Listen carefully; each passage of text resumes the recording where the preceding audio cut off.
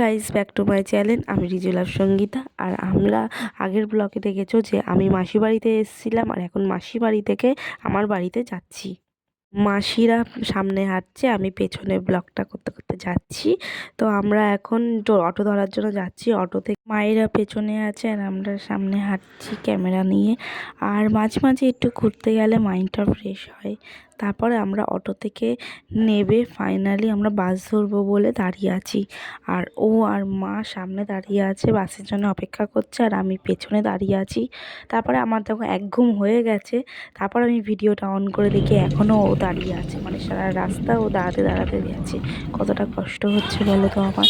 তারপরে বাড়ির সামনে নেমে গেছি, নেমে একটু চা খেয়ে নেবো আমরা তিনজনে। ও ঢুকছে, মাও বসে পড়লো আর আমিও তার সাথে বসে পড়লাম ভেতরে।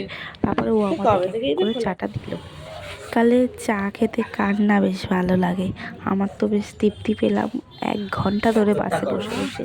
এবার নেবে একটুখানি চা খেতে পেলাম। আমাদের মাও চা খাচ্ছে।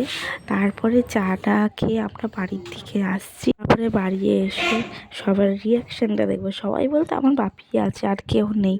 তারপর আমি ওপর থেকে নিচের ঘরের ড্রেসটা নিয়ে এসে ব্যাগটা রেখে ড্রেসটারও বেশি কথা বলবো না, ড্রেসটা চেঞ্জ করে এসে তোমাদের সাথে কথা বলছি।